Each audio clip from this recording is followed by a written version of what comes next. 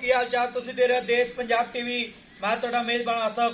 नंबरों का 0307 1076 965 यही व्हाट्सएप नंबर इमो नंबर है। अज एक माशाला दूजे नंबर वीडियो लैके आया।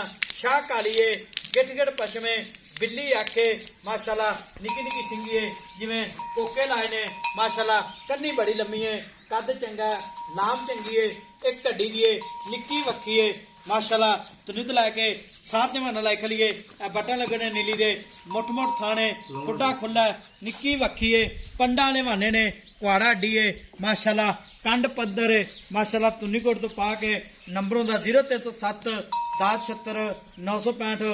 सलामकुम जी। वालेकुम सलाम। की हाल है? ठीक ठाक। मैं सुन वाली अपनी सुन वाली है। किन्ने दिहाड़े लैंदे? मैं तो पहले जे 7-8 दिन। 7-8 दिन? हाँ जी। किनवा सुआ सुना? दूसरा। जनमन दूजा? जनमन दूसरा। ठीक हो गया। पहले सुबह कितना दूध करदी? पहले सुबह मैं करती रही 16-17 किलो।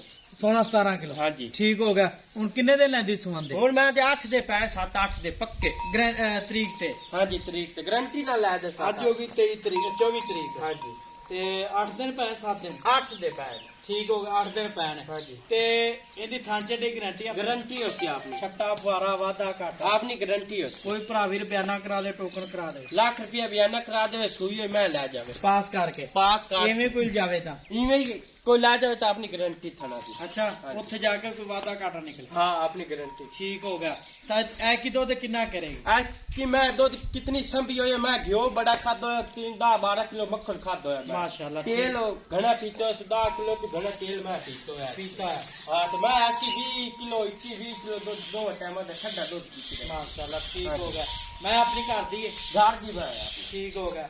ते इहदी थांचे दी गारंटी है? गारंटी हो ते ना मुੱਲ करना प्यान पता जेड़े मोल आपा ही जो मैं तने करना मैं अपनी केरा उत्ते आ ते मैं देख के उड़ा मोल मैं रख रेशा बहुत तो मुੱਲ क्यों नहीं करता? हाँ जी भाई आपनी चौकी चंगी है।